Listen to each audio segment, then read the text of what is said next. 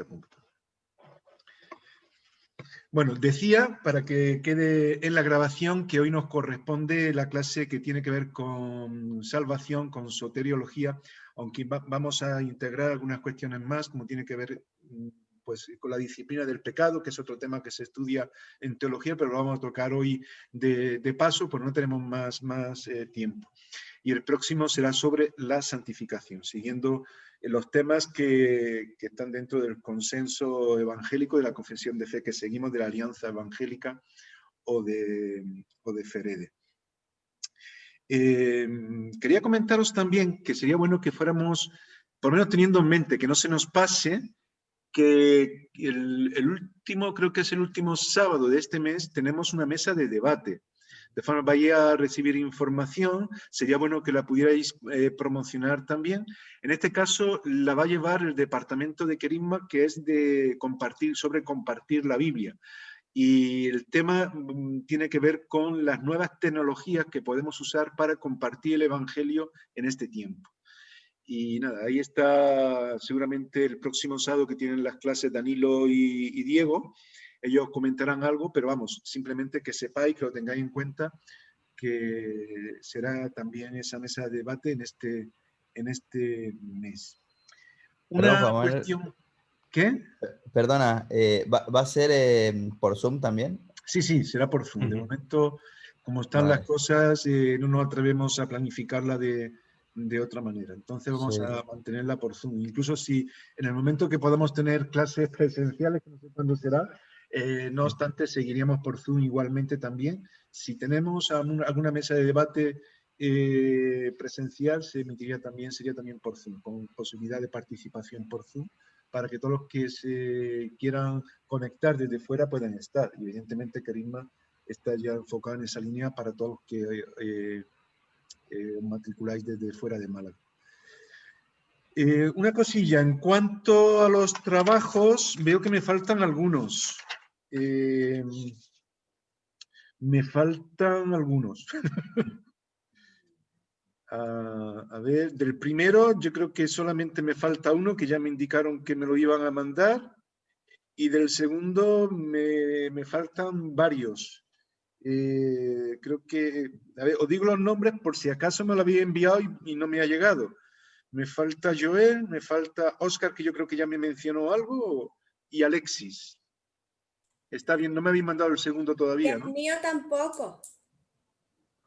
El tuyo, a ver, el tuyo tampoco, es verdad, el tuyo tampoco. Tamara, el tuyo tampoco. Estaba en la última pregunta, estoy en la última pregunta, la tengo un poco así definida, pero estaba un poco dudosa, porque lo del tema del valor del antiguo y el nuevo. Sí. Entonces, yo sé que tienen el mismo valor y leyendo el libro sé que pone que el corazón de la Biblia es el Nuevo Testamento y tal, y me he basado un poco en eso, pero como estaba dudosa estoy ahí reteniéndolo, pero para mí tenían el mismo valor. Yo ya la termino de redactar y ya... Vale. Tened en cuenta que la pregunta también va porque hay diferentes ideas que no corresponden, digamos, a lo que nosotros creemos. Es decir, teoría incluso de los primeros siglos, como de Marción, que no consideraba el Antiguo Testamento como Biblia, como libros inspirados.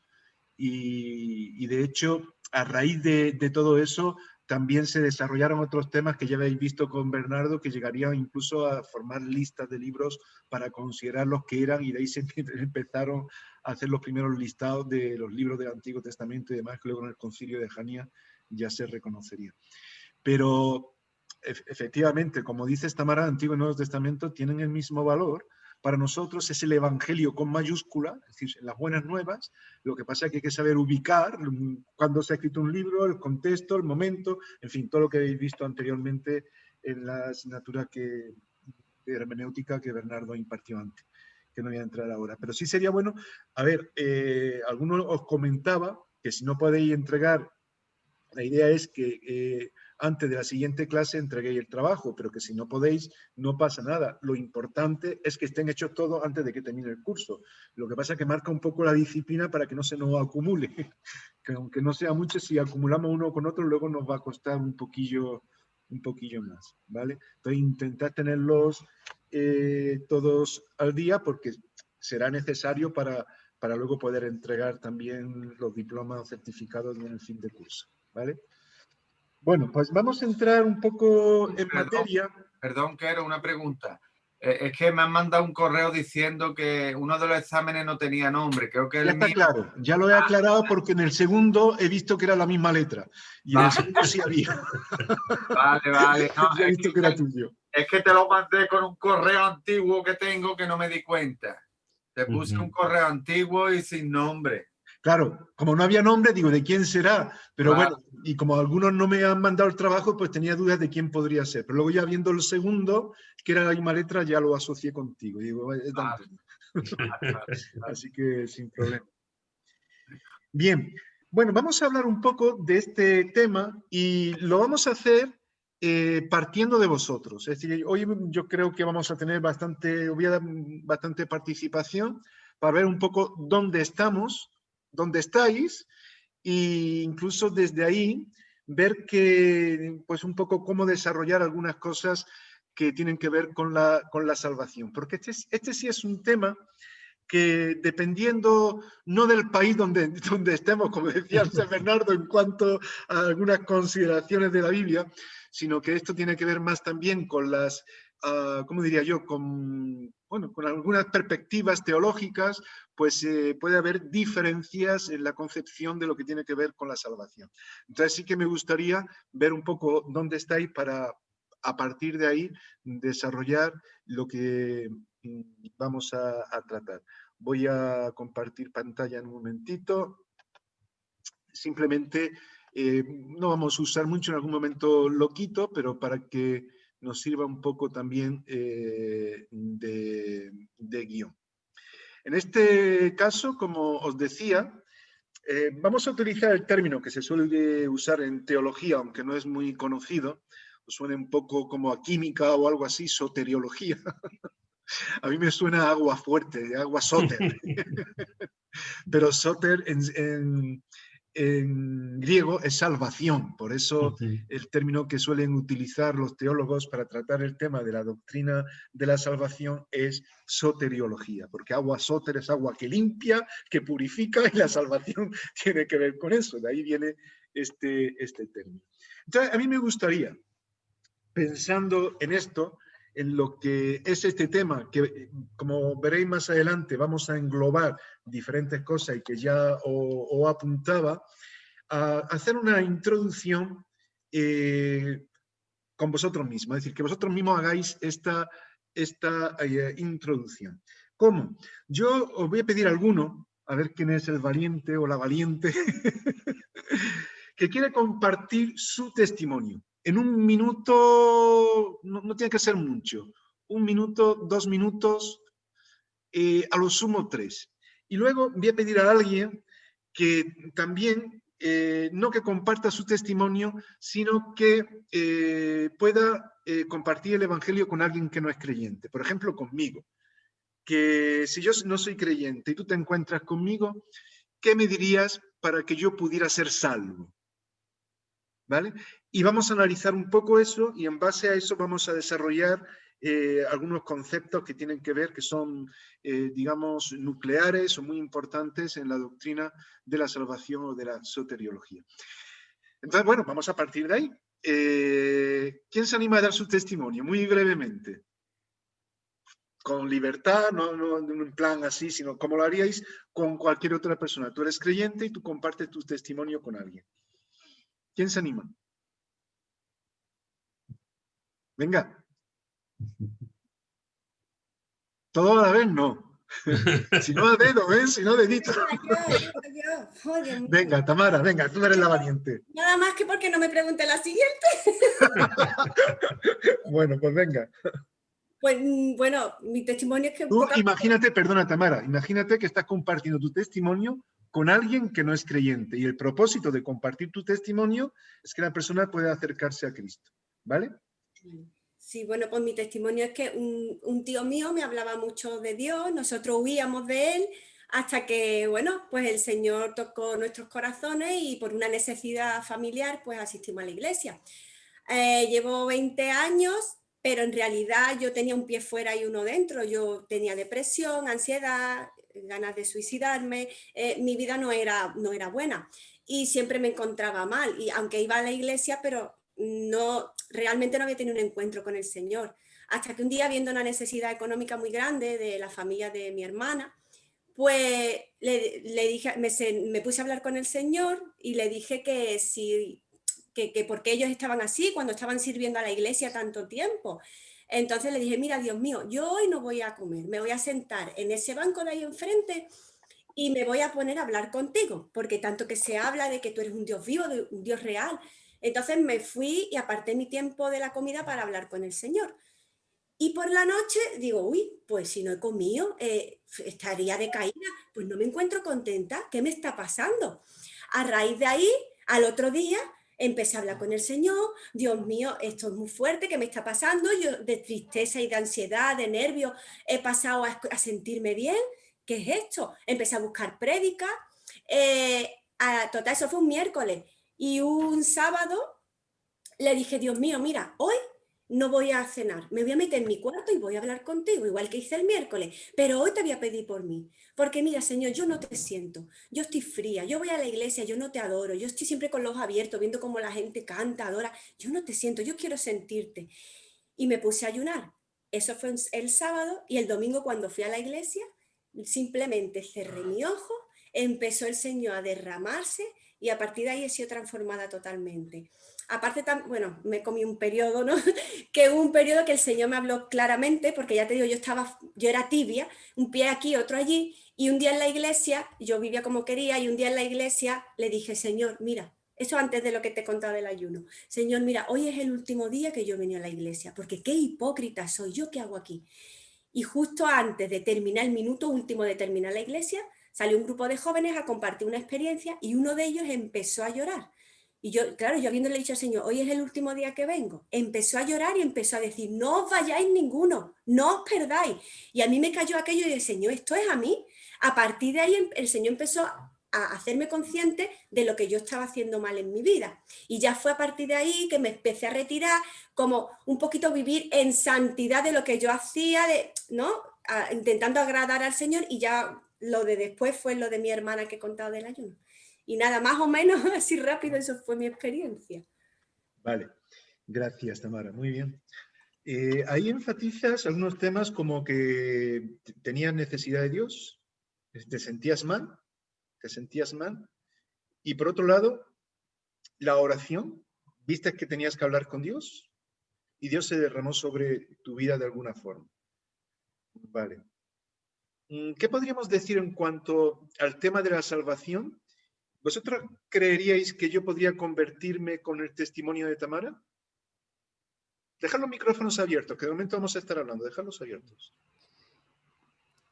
Hombre, yo creo que se picaría ahí a lo mejor el gusano de querer tener esa experiencia, a lo mejor. Yo creo que eso depende también de cada persona, porque habrán personas que en realidad ciertas cosas le llamarán la atención o con cierta necesidad, pues buscarán tratar de resolver esa necesidad. Entonces, si una persona comparte cómo ha sido su conversión y en alguna manera se encuentra relacionada con lo que esta persona está viviendo, pues probablemente sí, pero no a todo, porque habrán personas que quizás que tengan otro pensamiento, porque hay gente que tiene unos pensamientos muy elevados y muy así, que no se convencen fácilmente, sino que quieren escuchar un montón de cosas muy diferentes, ¿verdad? Entonces yo creo que siempre es necesario compartirlo, pero que algunas veces pues, va a funcionar y otras veces pues no, porque hay personas que en realidad no, o hay personas que tienen demasiados juicios que son, digamos, o problemas que son más bien emocionales en contra de la religión y pues no quieren saber nada de eso. Vamos a ver, por ejemplo, si Tamara hubiera estado compartiendo conmigo, le hubiera preguntado algunas cosas. Hubiese entendido claramente que ella no estaba bien inicialmente. Ella se sentía mal, necesitaba algo, buscó en la iglesia a modo religioso, veía qué tal, pero le faltaba algo, ¿no? Y fue cuando escuchó algunas predicaciones, empezó a buscar predicaciones y demás, y empezó a orar. Ahora yo te diría, ¿qué es lo que tú escuchaste en esas predicaciones que te ayudó a entender? ¿Y qué es lo que me quieres decir con que Dios se derramó sobre ti? Es decir, ¿eso qué es? ¿Qué es lo que pasó ahí realmente? ¿A partir de qué momento tú te consideras salva? A ver, si yo no soy creyente, ni siquiera te preguntaría a partir de qué momento te consideras salva, sino qué es lo que uno necesita realmente para cambiar. ¿Cómo Dios se puede derramar sobre mí? ¿Qué es lo que eso significa? Porque yo quiero ser feliz como tú, sentirme bien y superar la situación que tengo. Porque realmente Cristo es el que salva. Vale. Por amor, él se entregó en cuerpo aquí para morir por nosotros, para darnos esa salvación. Y ¿no? Eso es lo que quiere, es que eso es lo que más falta. Eso es lo que quería que te dijera. ¿Quieres escuchar eso? No ha sido tan rápido, pero bueno, que aparte, claro, no es lo mismo contarlo aquí que contárselo a alguien. Claro. Pero por eso yo decía que lo contarais como si una persona no creyente pues está escuchando y necesita saber el mensaje de salvación. Vale, pues yo diría al final, pues realmente Cristo es el que salva, Cristo es el que te transforma, ¿no? Y Él es el que te da la vida eterna, Él es el camino, la verdad y la vida, no hay otro. No sé, y un poquito más extensa, algo ya más. Está bien, está bien. Eso iría más en una línea que tiene que ver con lo que vamos a hablar. ¿Alguien que quiera compartir el mensaje de salvación sin utilizar su testimonio, sino la Biblia? ¿Algunos pasajes que os suene? Sí, Antonio. Bueno, no, yo quería compartir lo de dar testimonio a alguien que una vez yo no soy muy de evangelizar a todo el mundo, ¿no? Yo tengo que sentir de parte de Dios. Cuando tengo una persona delante, Dios me pone que le hable o no. Si no, yo no soy mucho de evangelizar. Y había una persona que venía a mi tienda, yo tenía tiendas de ropa, venía a mi tienda a venderme bolsas. Se llama Manuel García, el que lleva la ONG en nuestra iglesia, no sé si lo conocéis. Sí.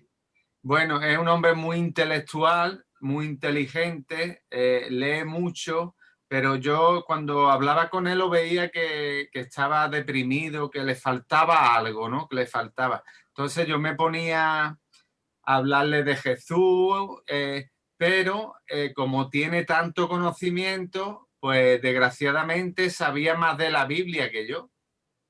Y cuando yo le decía un texto, él me confrontaba con otro texto de la Biblia. Entonces yo hubo un momento que ya no sabía cómo hablarle de Dios, porque es que sabía más que yo de la Biblia y todo me lo confrontaba. Y al final estaba hablando con él y me puse yo, para mí para adentro, Señor, dime tú una palabra, que seas tú, que no sea yo, para que este hombre se... Y el Señor me dijo, cuéntale lo que he hecho en ti.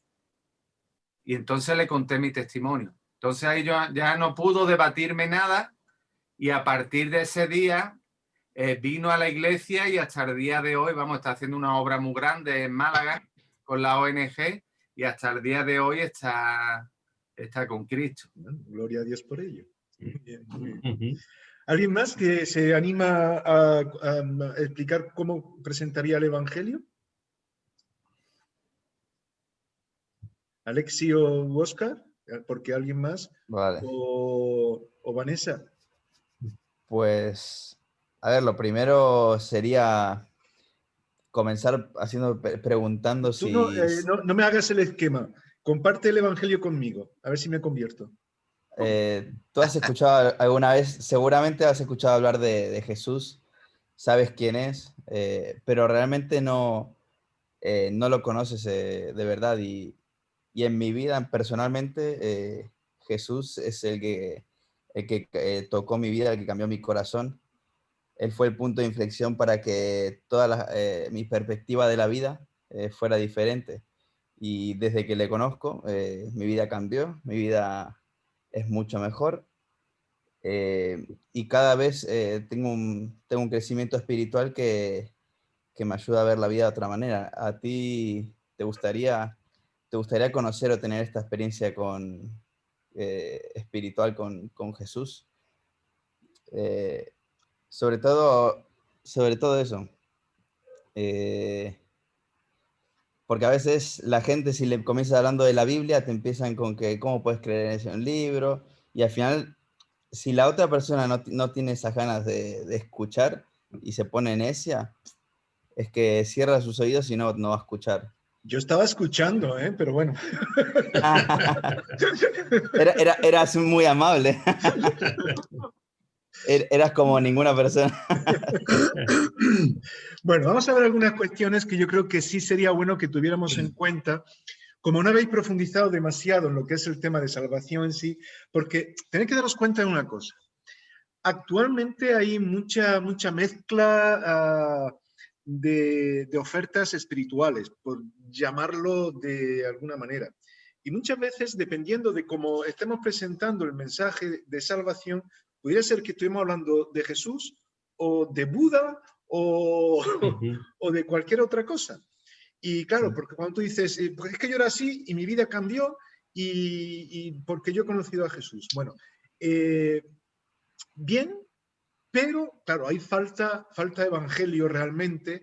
Y sí es verdad que puede haber personas que rechacen el evangelio, pero hay que también estar dispuestos a escuchar para compartir el evangelio de forma adecuada, viendo cómo están las personas, cuáles son los códigos, digamos, de comunicación que debemos de utilizar, porque muchas personas están metidas en un grupo que cuando le hablas de Jesús lo están asociando a una serie de cosas. Pero bueno, eso tiene que ver más con el área de evangelización, que no voy a entrar yo ahí ahora, porque eso lo lleva al profesor Diego, que ya lo tendréis más adelante. Pero quería partir de algunas cuestiones que creo que son importantes que tengamos en cuenta. Cuando uno presenta el mensaje de salvación, debe tocar algunos temas que son fundamentales. Por un lado, el pecado. Es decir, no simplemente que yo me siento mal o que estoy, sino qué es el pecado. Es decir, ¿por qué el mundo está como está? Eso sería un tema que vamos a hablar ahora de ello. Y por otro lado es, Dios en medio de todo eso, ¿qué hace?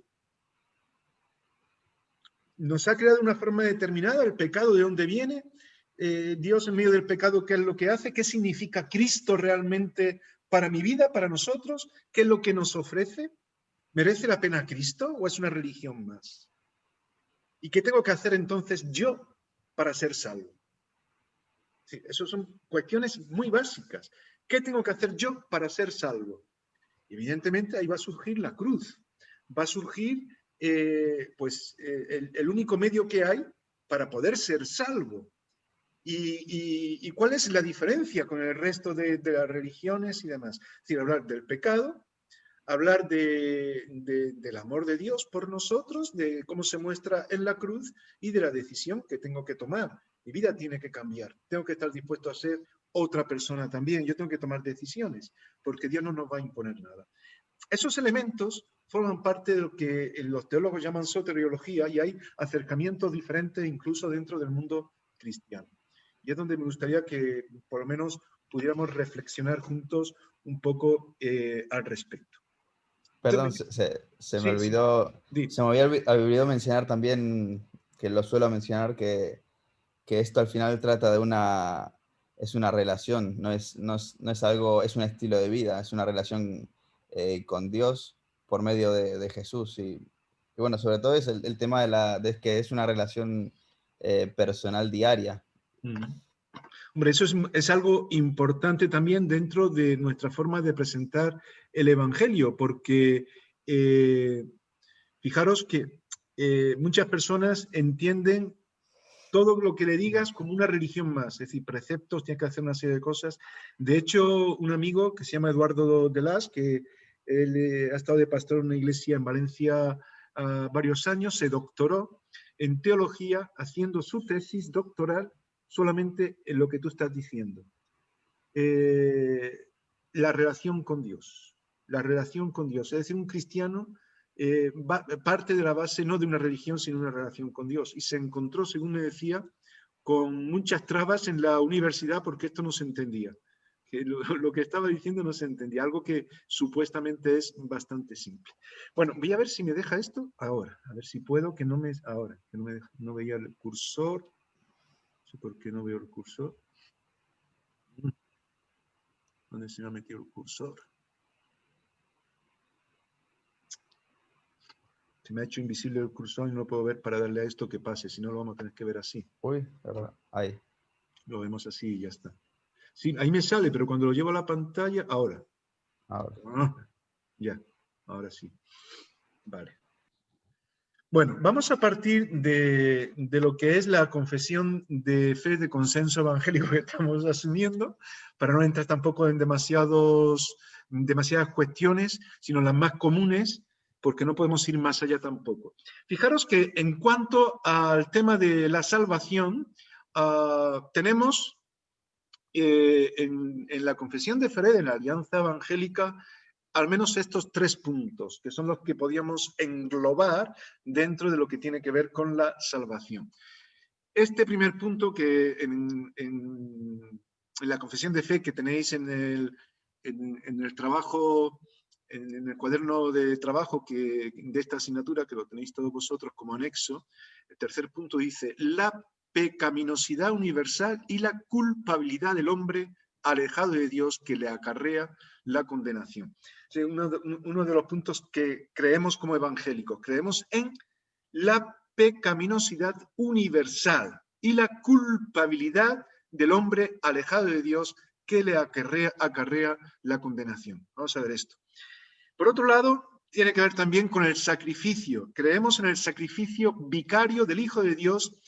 A ver que me tapa las imágenes y no puedo verlo. De Dios encarnado, único fundamento suficiente de redención de la culpabilidad y del poder del pecado, así como de sus consecuencias eternas. Y también creemos en la justificación del pecador, solamente por la gracia de Dios, por medio de la fe en Cristo, crucificado y resucitado de los muertos. Bueno, pues vamos a ver estos temas que tienen que ver con la doctrina de la salvación. En primer lugar, vamos a ver lo que es el pecado. Es decir, este tercer punto que se nos señala como parte de lo que tiene que ver con la salvación, partimos que si tenemos que ser salvos es por algo. Y ese algo ¿qué es? Lo que Tamara estaba diciendo antes, es que yo no estaba bien, yo estaba mal, yo estaba, de alguna forma, podemos decir, bajo los efectos del pecado. Bien, ese es el primer punto que se debería de considerar, la pecaminosidad universal, ¿vale? Y la culpabilidad, que son términos diferentes, que vamos luego a apuntar, del hombre alejado de Dios, que le acarrea una condenación por el hecho de ser pecadores. En primer lugar, cuando hablamos de pecado, hay un término que desde hace años se ha puesto, no diría yo de moda, pero sí en boca de muchos de forma muy constante, y es la crisis. La crisis. La crisis tiene que ver fundamentalmente con los efectos del pecado. Sabéis que el pecado en realidad está muy arraigado en el concepto del yo, del ego, de cada uno querer lo mejor y quererlo para él mismo. Pero tiene que ver con algo más, como vamos a ver. De hecho, yo creo que todos los verbos, no solamente en España, sino en todo el mundo, por lo menos de los idiomas que yo conozco, se conjugan de la siguiente manera. En primer lugar, si conjugamos el verbo ser, la primera persona, ¿cuál es? Yo soy. Luego tú eres y él es. Pero el yo siempre está en primer lugar. Es la primera persona del singular. Y ahí destaca ya, de hecho, el sentido del ego, que es de donde viene la palabra del yo. Y hay ese yoísmo de considerarnos siempre pues lo primero, y en ese sentido podríamos decir lo mejor. Pero bueno, vamos a apuntar un poco esto. A veces podemos considerarnos, cuando decimos todos somos pecadores, podemos decir al mismo tiempo, eso significa que todos somos malos. Pero luego nos damos cuenta que hay diferentes niveles. Es decir, hay personas que son malas y hay personas que son más malas. Incluso podemos decir de personas que vosotros no creéis que hay personas no creyentes que son buenas personas. Hay buena gente. Aunque claro, la palabra de Dios dice que no hay bueno ni aun uno, pero en ese sentido de la pecaminosidad universal. Ahora, sí es verdad que hay gente que ama a la gente. Hay gente altruista que incluso no es creyente, que forman ONGs para ayudar a los demás. Y hay premios incluso nobles, premios Nobel, por el trabajo que se ha hecho por la paz, personas que no son creyentes, y que incluso son, pues no sé, podemos pensar, por ejemplo, aunque yo no voy a decir si es creyente o no creyente cada uno, que eso es algo que es Dios quien juzga. Pero Gandhi, aunque hay historias muy interesantes sobre Gandhi, cuando estaba buscando a Dios y demás, pero Gandhi es considerado como una persona destacada por hacer el bien a los demás, dedicando toda su vida para ello, y él no era precisamente cristiano. Es decir, que vemos que eso es una realidad. Ahora, ¿cuál es el problema? Cuando estudiamos el tema del pecado o de la hamartiología, estamos hablando también de algo que se suele estudiar incluso por los no creyentes dentro del ámbito de lo que es la disciplina de la antropología, es decir, del estudio del ser humano, cómo es el ser humano, cómo es el hombre. Y dentro del ámbito cristiano consideramos que el hombre tiene, porque hemos sido hechos a imagen y semejanza de Dios. Pero cuando el pecado entra, y veremos un poco esto en el mundo, en nuestras vidas, forma parte de nosotros, ahí surge el problema. Es decir, hechos a imagen y semejanza de Dios significa también capacitados para poder amar. Nosotros tenemos capacidades para amar, y la persona que no es creyente, que también es un ser humano creado por Dios, también tiene capacidad para amar. No solamente nosotros, los cristianos. Incluso a mí me ha sorprendido ver a algunas personas creyentes su forma de amar en cuanto a otras que no lo son. ¿Qué quiero decir con eso? Que muchas veces el problema no es simplemente de amar, sino del objetivo y la dirección de ese amor. ¿Qué es lo que yo amo? ¿Cuáles son las bases de ese amor y a dónde lo dirijo? Es decir, como cristianos, ¿qué lugar tiene Dios en medio de todo ello? Hay diferentes términos en la Biblia para hablar de pecado. Y bueno, no vamos a entrar ahora en todos ellos, pero algunos nos hablan en Romanos 4:15, por ejemplo, hay un término que es parábasis, que habla de que en realidad uno peca, pero el pecado está delimitado por la ley. Y cuando te sales de la ley, cuando se considera que estás en pecado. Hay otros términos que te hablan de encorvadura, como en 1 Juan 5:17, adikia, que tiene que ver con el hecho ya de ir en una dinámica que en sí, hagan lo que hagan, ya lleva esa encorvadura que está encaminada a hacer lo que a Dios no le agrada. Anomia, que tiene que ver con un estado de desorden, de confusión, y donde hay orden y donde hay confusión, será lo contrario a lo que Dios quiere. Y uno que también es bastante conocido por nosotros, asebia, que significa separación, porque el pecado nos separa. Podemos ver diferentes textos y demás. Tiene que ver no solamente con separación, digamos, de distancia entre Dios y nosotros, sino de carácter, un carácter que es muy diferente, muy separado a lo que realmente Dios quiere y conforme a lo que Dios realmente tenía que ver con la creación y con los propósitos que Él tenía. En términos generales, de hecho, la palabra hamartía, que es la que se suele traducir para pecado, habréis escuchado que significa fallar el blanco, es decir, no dar en la diana. Y ya a partir de ahí ya podemos entender lo que es el pecado. Es decir, si no estamos haciendo lo que realmente Dios quiere, por mucho que amemos, incluso a nuestro prójimo, estamos viviendo fuera de la voluntad de Dios y por lo tanto estamos en pecado y el pecado acarrea condenación.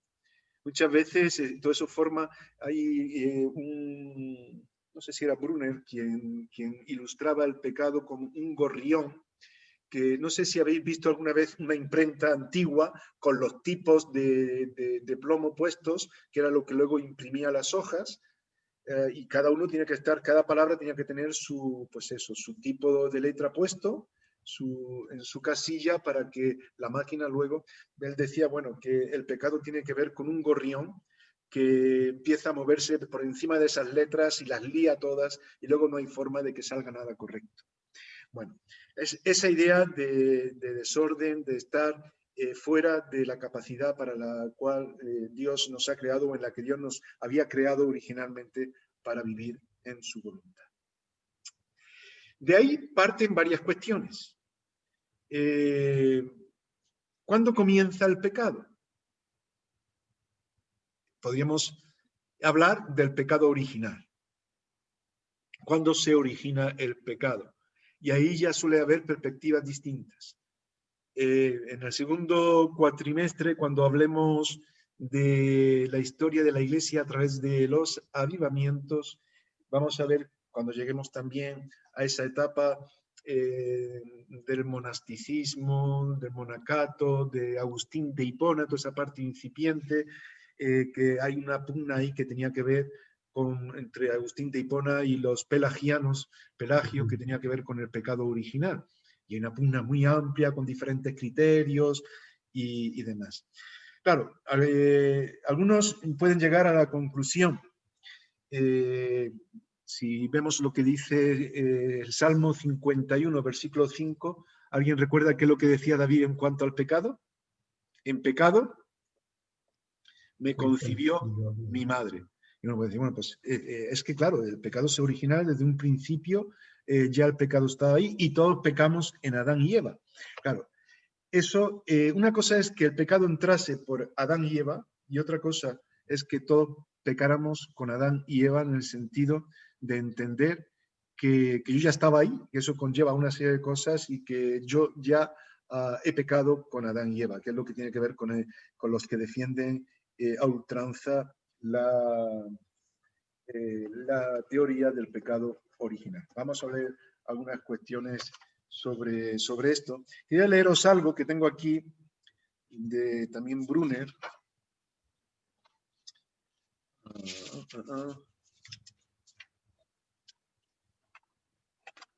En mis apuntes sobre este tema.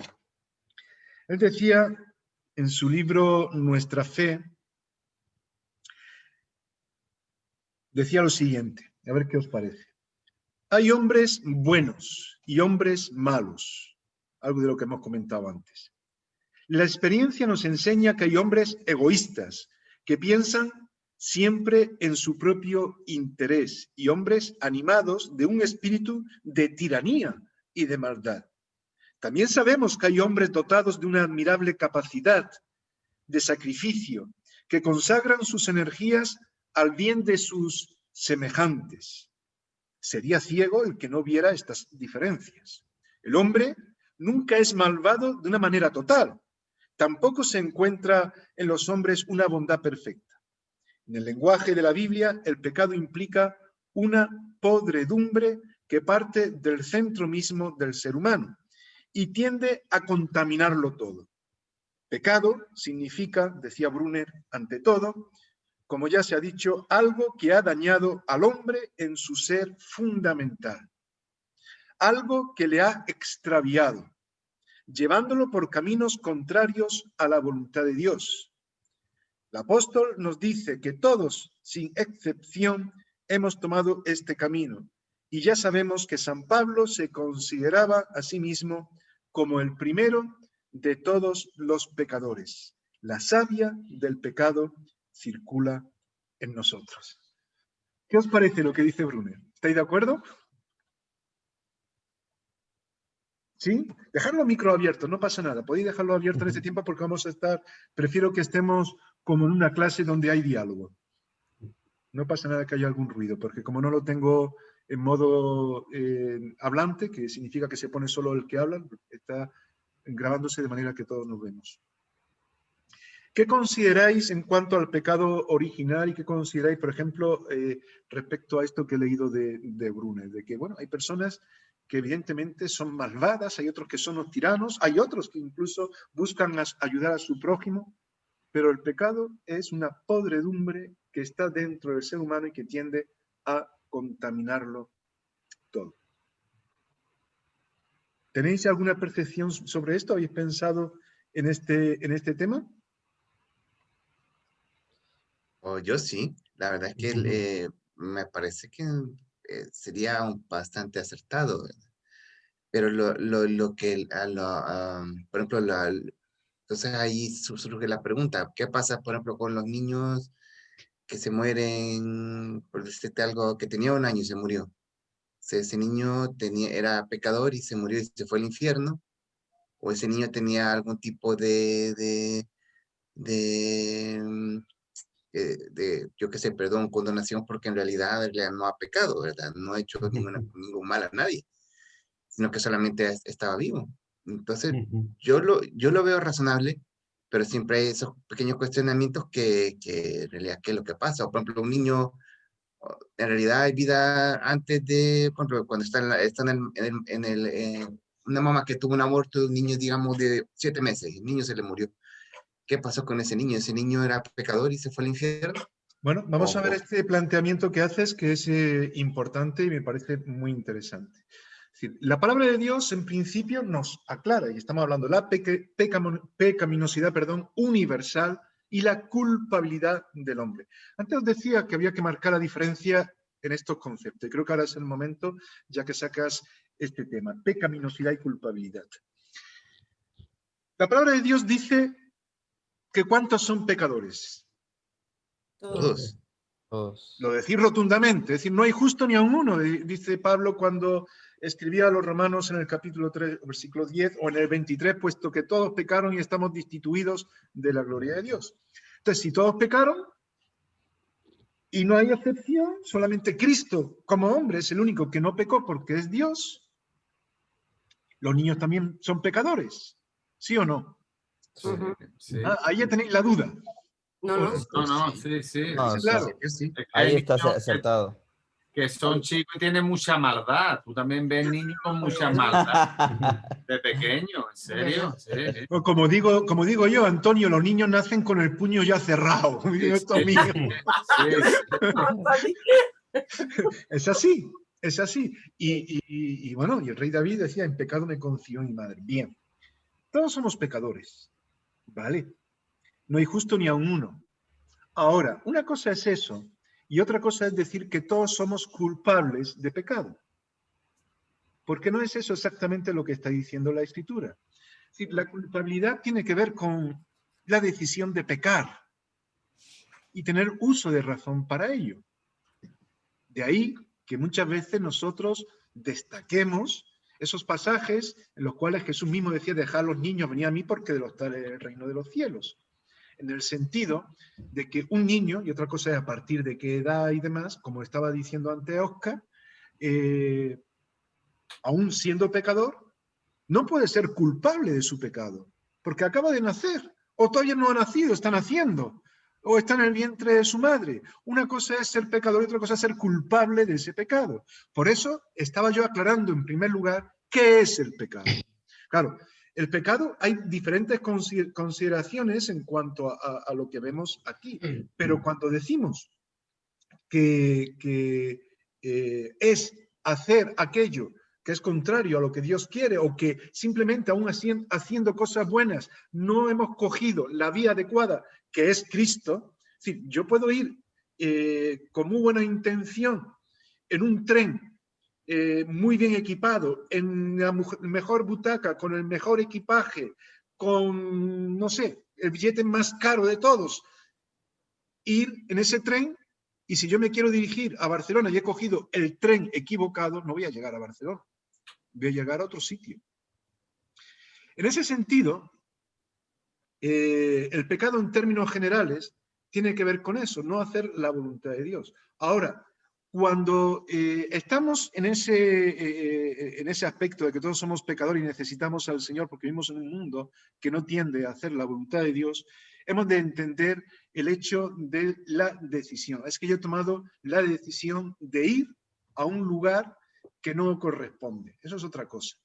Porque yo no quiero dar lugar a Dios en mi vida, porque yo quiero vivir conforme a mi ego y mi propia, digamos, mi propio control, que es quien determina todo. Aquí yo haría una diferencia entre lo que es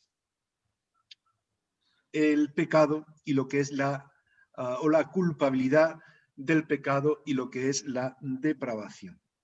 Vivimos en un mundo cuyo efecto del pecado hace que sea depravado.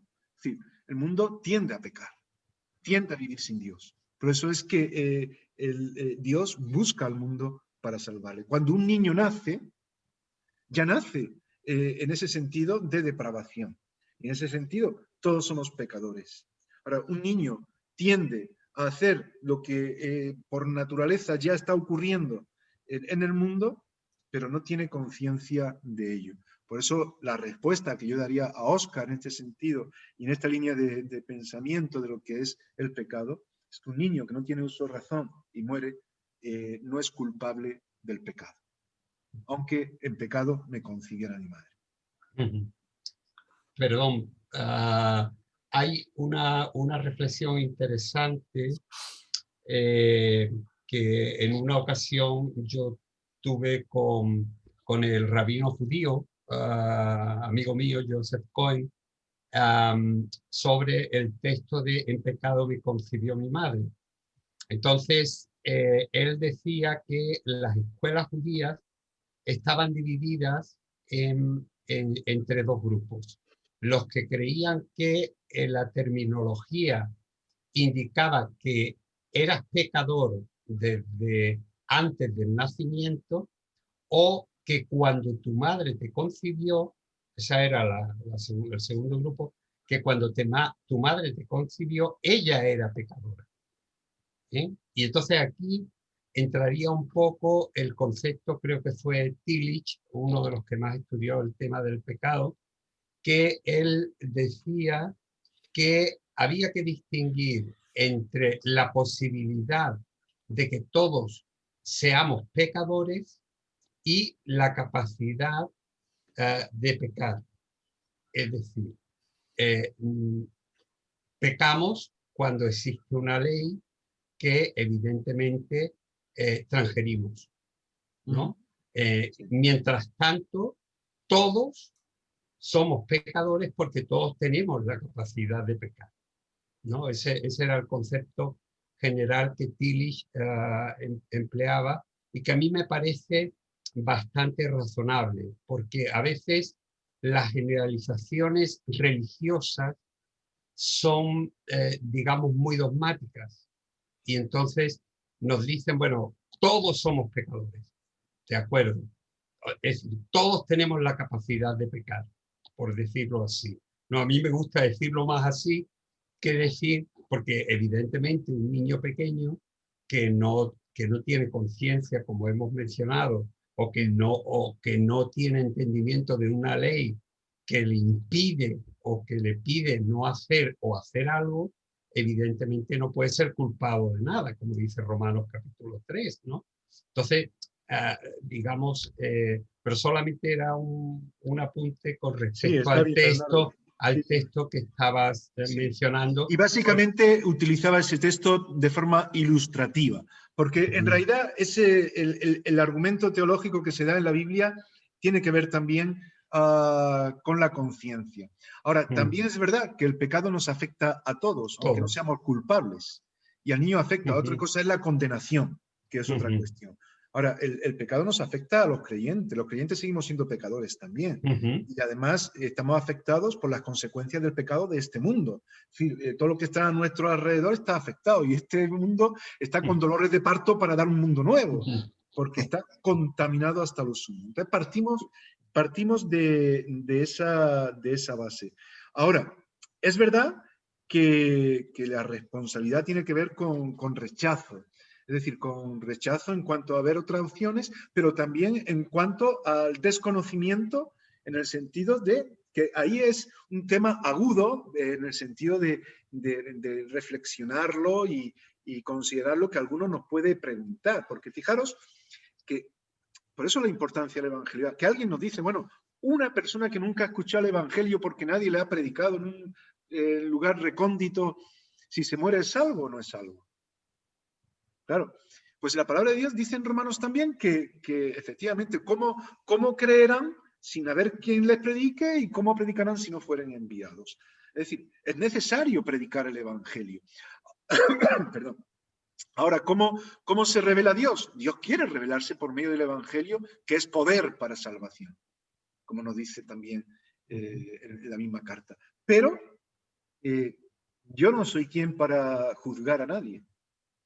Dios se puede revelar de una manera muy diferente, incluso a una persona que nunca ha escuchado el Evangelio. Pero es verdad que quien escucha el Evangelio pues va a tener la opción de más claramente poder decidir. Y esa es una realidad que está ahí. Y ahí la Iglesia está implicada. Nosotros estamos implicados en la responsabilidad de compartir el Evangelio para salvación.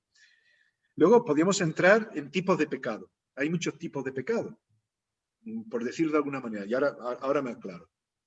Porque podríamos decir que hay pecados voluntarios o involuntarios.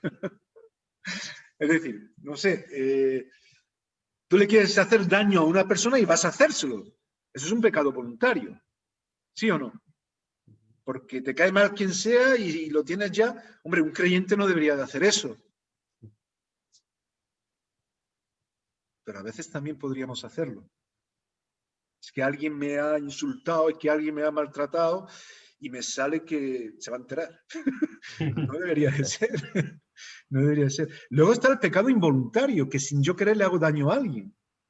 También puede ser. Tú imagínate que vas con tu coche y, no sé, ves a una persona mayor que está pasando por un sitio que a lo mejor tiene el semáforo en rojo para pasar, que no debe de pasar, pero tú le quieres ceder el paso porque eres muy buena persona. Y pegas un frenazo para que pase la persona y el que viene detrás te pega a ti y te hace polvo. Pues oye, has hecho un daño. y tienes culpa, pero es involuntario porque no querías. Pero sí, los efectos del pecado. El pecado puede ser contra Dios, pero también puede ser contra mi prójimo, y al final también es contra Dios, o puede ser contra mí mismo. Y con todo lo que conlleva la definición de lo que es pecado. Es decir, es importante que consideremos también eso, porque muchas veces se llegan a algunos postulados éticos de que, bueno, yo hago con mi vida lo que quiero, yo tal, porque... No, es que el pecado también es contra ti mismo cuando haces lo que Dios no quiere. No puedes hacer con tu vida lo que quieres, porque en realidad ese es el inicio del pecado, hacer lo que tú quieres con tu vida. Y no es eso lo que la palabra de Dios nos muestra. También a veces se habla de pecados perdonables o del pecado imperdonable. Alguien ha escuchado eso, ¿no? En la Escritura. Que se nos habla del pecado imperdonable como la blasfemia contra el Espíritu Santo. El Espíritu Santo. ¿No? Que ahí yo entiendo que, es decir, ¿qué es lo que Dios no perdona? Lo que Dios no perdona, lo que no tiene perdón, es rechazar a Dios. ¿Por qué? Porque Dios quiere perdonarnos a todos. Es que Jesús murió por todos. Y ese es el texto fundamental que nosotros deberíamos de tener en mente, entre otros muchos. A la hora de evangelizar solo utilizar algunos pasajes que son muy importantes, pero evidentemente que Juan 3:16 es fundamental, porque de tal manera amó Dios al mundo, a todos, que de tal manera entregó a su único hijo, a su hijo unigénito, para que el que cree en él no se pierda, sino que tenga vida eterna. Ahí está el pecado, ahí está el sacrificio, ahí está el amor de Dios y ahí está la salvación de una condenación eterna y lo que es la vida eterna. Es decir, que me parece que se recoge muy bien, por eso es tan fundamental dentro de lo que nosotros consideramos como pasajes para presentar el mensaje el Evangelio de salvación.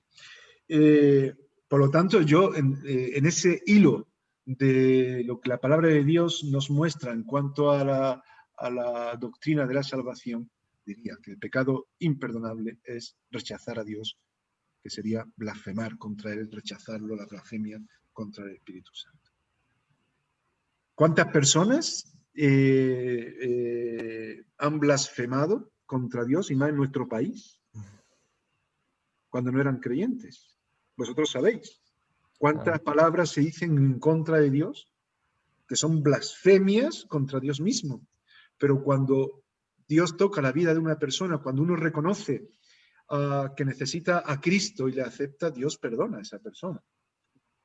Ahora, lo que no se puede perdonar es aquello que nosotros pues hemos rechazado como medio de salvación. Por otro lado, sí. ¿Puedo plantear una pregunta? Sí, claro, cómo no. En este hilo, por ejemplo, el pecado de Ananías y Zafira. Y supongamos que una persona creyente lo hace ese pecado, digamos, similar. Luego sigue siendo... Bueno, no hay que suponer mucho porque es muy común. Correcto. Entonces, ¿ahí qué pasa? ¿Qué pasa? ¿Es imperdonable para siempre o si se arrepiente? Ahí no dice, ahí lo único que dice es que pues murieron. No dice nada más. Tampoco hay que sacar de ahí un paradigma para todo lo que va a ocurrir posteriormente. Porque ¿qué hicieron Ananías y Zafira? Lo que hicieron aquí fue mentir, sustraer lo que le correspondía a Dios, porque el compromiso era otro, y habían mentido. Y habían mentido a Dios, al Espíritu Santo, a Dios. Claro. Y nos dice la Escritura que murieron. Entonces es que el pecado acarrea muerte de muchas formas. Quizás aquí está magnificado de una manera para que nos enteremos de una vez por todas, que el pecado acarrea muerte, que no ayuda, que el camino fácil, que lo que nos hace felices, que lo que creemos que es por ahí, por donde va todo el mundo y va a ser genial, no, y es pecado, no va a ser ni tan genial, no va a traer felicidad, ni va a ser lo fácil, sino que conlleva muerte. Y yo creo que aquí se magnifica de una manera, bueno, se magnifica en el sentido que todos nos quedamos así, porque si eso nos pasara a todos los que hacen, o podemos decir, hacemos, para incluirme yo también, cuando en un momento dado prometo a Dios algo y no lo cumplo, estaríamos la mitad en las puertas de las iglesias muertos. Es decir, no es cuestión, yo creo, de sacar de ahí, como decía antes, una referencia dogmática de que esto es lo que va a ocurrir a todas personas, pero sí que el pecado acarrea muerte, que nos daña, que nos daña. Y cuando hablamos de esto, vemos que el pecado es muy general, que no es simplemente, muchas veces estamos atentos a ver quién falla en esto o qué falla en lo otro. Pero es que el pecado es multiforme. Es verdad que la Iglesia, y eso lo hablaremos el próximo día cuando hablemos de la santificación, debe de moverse en santidad, ser una Iglesia sin mancha. Pero la Iglesia está formada por pecadores arrepentidos, pero pecadores que han aceptado a Cristo, con el propósito de no pecar, pero que pecamos. Y el pecado, cuando llega, no nos debe de llevar a los cristianos a matarnos y a condenarnos unos a otros, sino a apoyarnos en la restauración y en el poder caminar juntos en lo que Dios quiere. Y esa debería de ser la disciplina de la Iglesia, que ha de seguir la disciplina de un padre que ama a un hijo, en ese sentido. Lo digo porque muchas veces tenemos pecados como muy, ¿qué te digo yo? Como que son los peores y otros que son medianos y otros que... Y al final llegamos al mismo concepto de la Iglesia Católica, de pecados mortales y pecados veniales. Bueno, nosotros no tenemos eso. Para nosotros todos los pecados delante de Dios traen separación, nos encorvan, nos dañan, pues transgreden lo que son las normas de lo que Dios quiere para nosotros y estamos pecando contra Dios al final y con nuestro prójimo. Cuando pecamos contra nosotros, estamos pecando contra nuestro prójimo. Cuando lo hacemos con nuestro prójimo, nos dañamos nosotros mismos. Es la realidad. Entonces, cuando yo digo una mentira, tú fíjate lo que acaba de decir Alexis, Las personas que mueren por decir una mentira. Y muchas veces nosotros nos acostumbramos a escuchar mentiras y no pasa nada. Y si resulta que alguien que se ha acostado con el chico o con la chica y caramba, como es creyente y parece que tiene el propósito de no pecar y tampoco en eso, pues no pone medios, como las personas que no son creyentes, que están acostumbrados a eso, que es lo social, y ponen medios para que la chica no se quede embarazada. Y no pasa nada. Pero claro, la chica creyente se queda embarazada porque... somos más tontos. Claro, y ponemos el grito en el cielo, es una pecadora, esta, y lo demás, como que hay verdad, es verdad, pero vamos a ver. Y tú cuando estás mintiendo, y tú cuando estás criticando esto, y tú cuando estás haciendo lo otro, entonces tenemos que considerar, es verdad, que hay pecados que tienen consecuencias que pueden ser más profundas que otras. Pero bueno, la mentira mata a la persona también. Y ahí, pues, lo que nos mencionaba Alexis. Pero bueno, tengamos cuidado con todas estas cosas de hacer una especie pues eso, de pecados perdonables o no perdonables, pecados más graves o menos graves.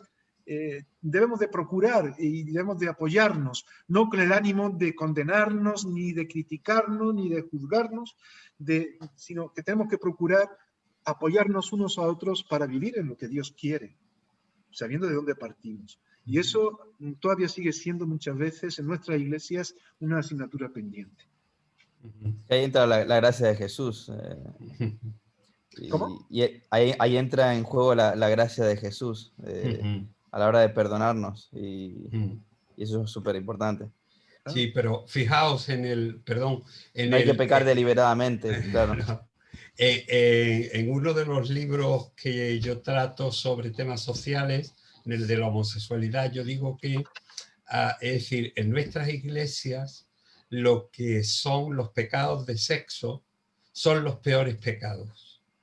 Y a veces tenemos en la iglesia a gente con una lengua como un zapato, que matan a la gente y las destruyen con su crítica, con sus calumnias, con sus cosas. Pero como eso entra dentro de lo normal o de lo menos visible, pues, es decir, lo disculpamos.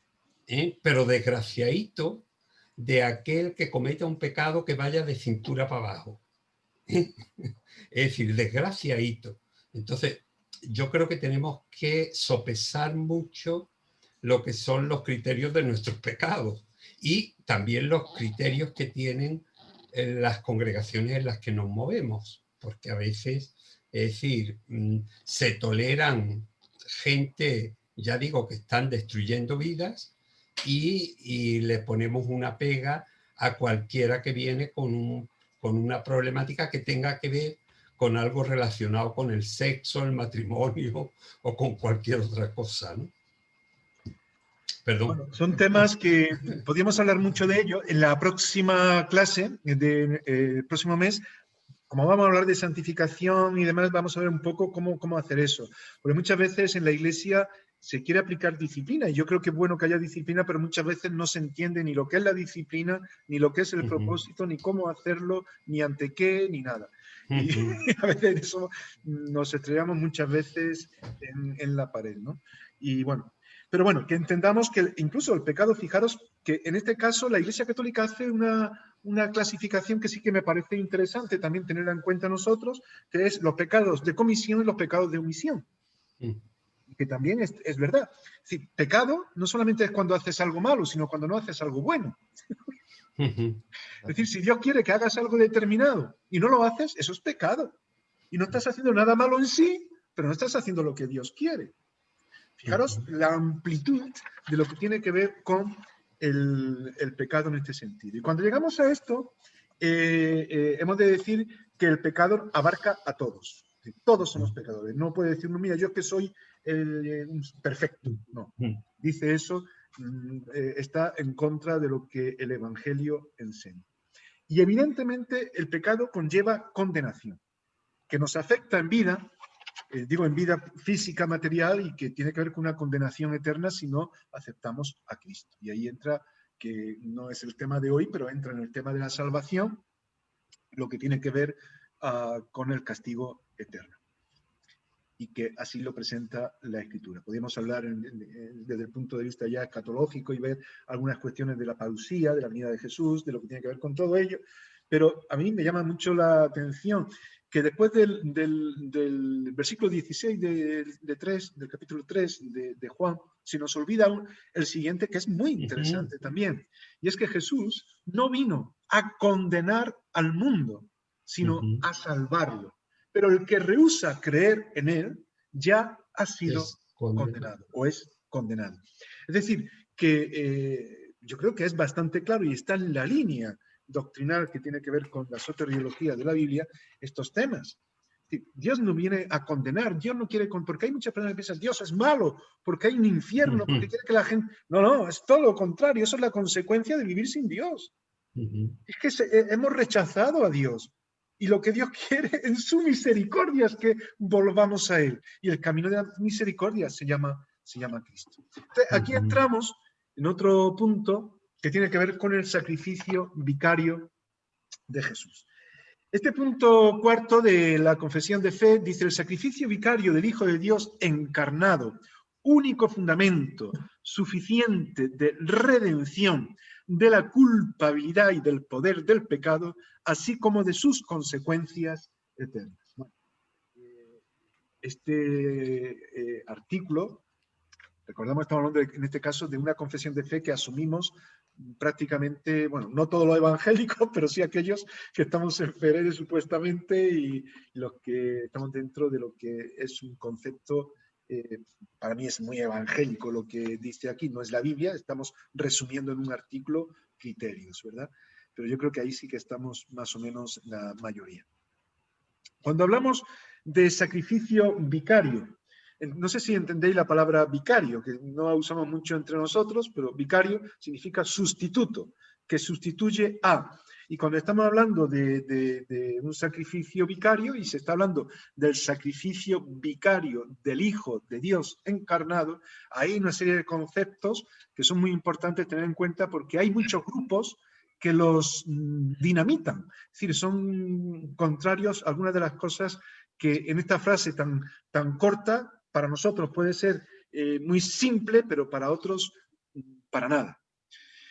Cuando hablamos del sacrificio de Jesús, ya estamos pensando en sacrificio, es decir, en dolor, que tiene que ver con el pecado. El pecado acarrea dolor.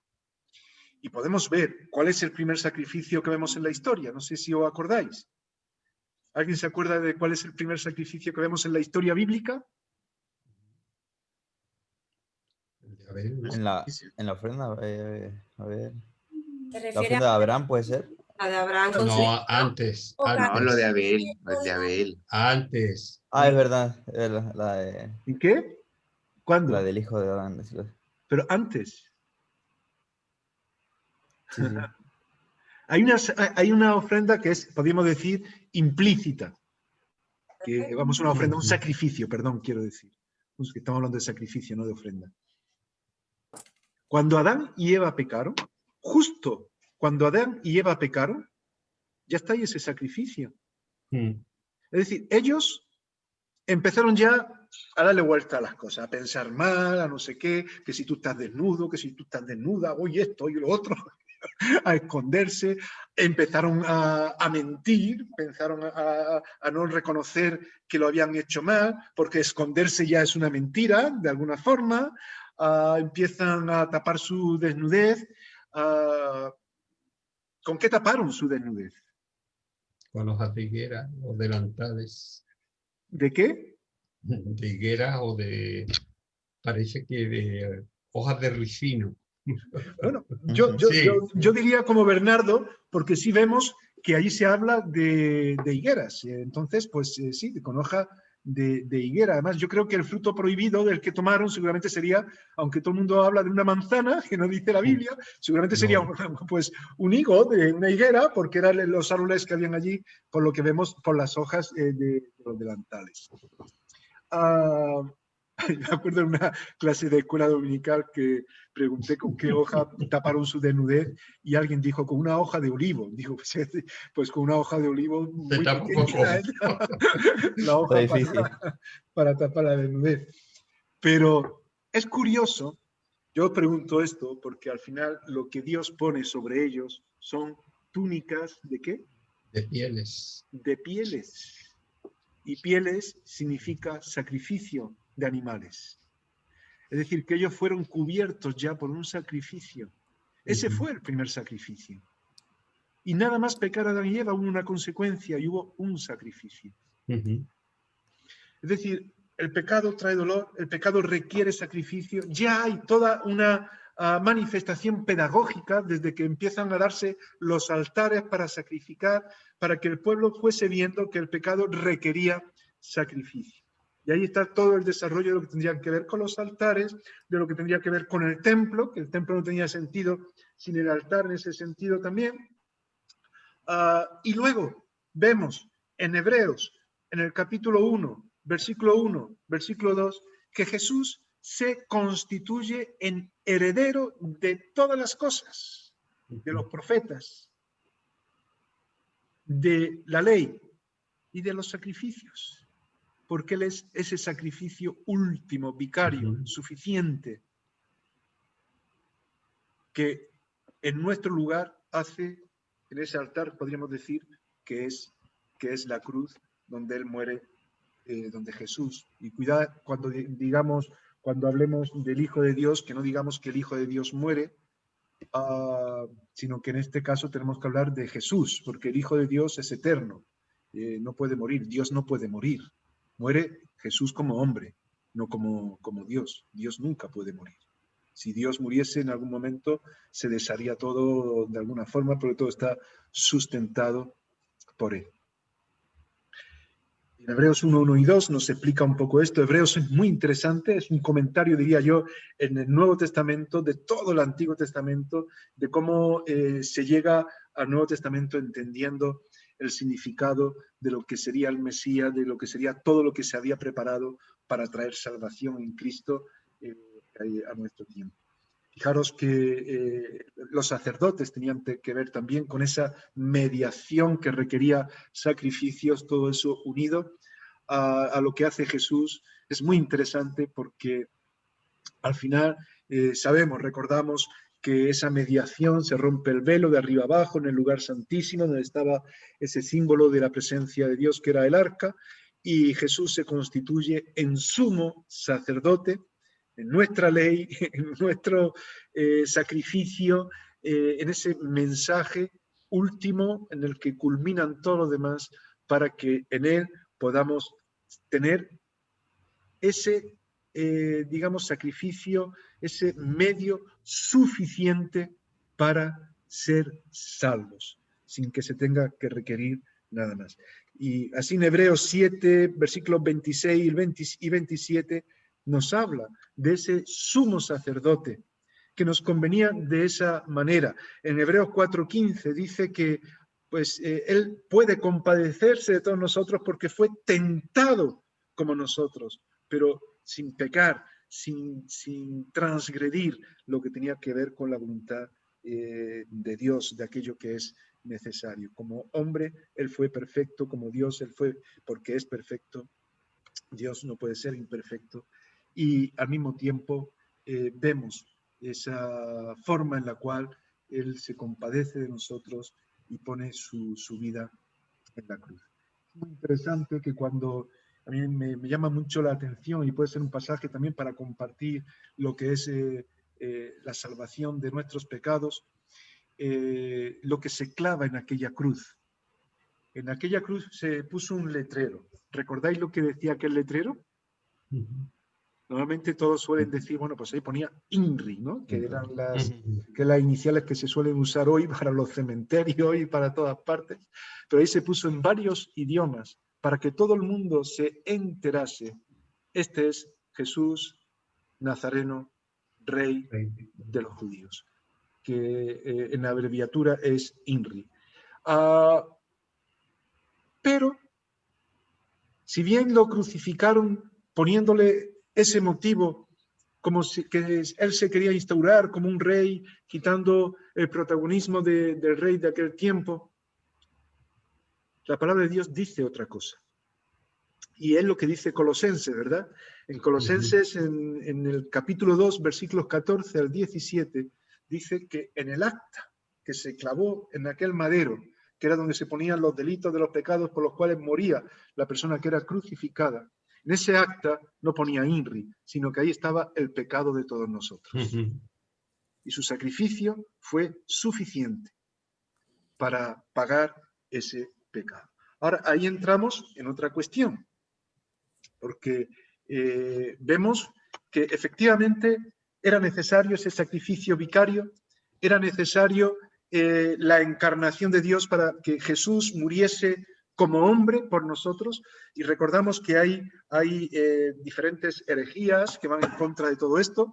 En tiempo poco posterior a Jesús ya estaba el docetismo, que hablaba que no, que Jesús era como una especie de fantasma, de espíritu, que no estaba, porque no podía morir, es decir, que Jesús no podía morir ahí, y hablaban de eso, ¿no? Y ahí surge un movimiento que eran los docetistas. Y así habría otras posturas que se irían arrancando de ese planteamiento a la hora de sí, bueno, reconocemos al Mesías, pero el Mesías no puede morir, el Mesías no puede cargar el pecado en él, porque eso es contaminarse, y no querían aceptar y se iban por otras líneas que marcaban diferencias contrarias a lo que la palabra de Dios nos muestra.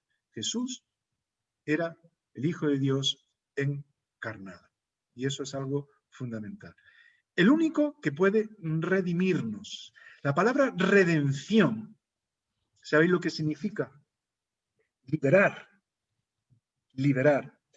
En griego, la palabra redención parece que es lo contrario. Cuando vemos la palabra griega y la leemos en la grafía griega como españoles, porque en griego es lío.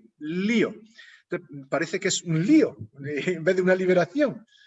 Y conlleva, ¿no? Es libertad, y conlleva la idea en griego de alguien que es el único que está libre para poder desatarnos. Nosotros no nos podemos desatar. La redención significa liberar a aquel que por sí mismo le es imposible, haga lo que haga, poderse liberar. Solamente esa libertad está en la redención que Cristo puede hacer, porque es el único que es perfecto.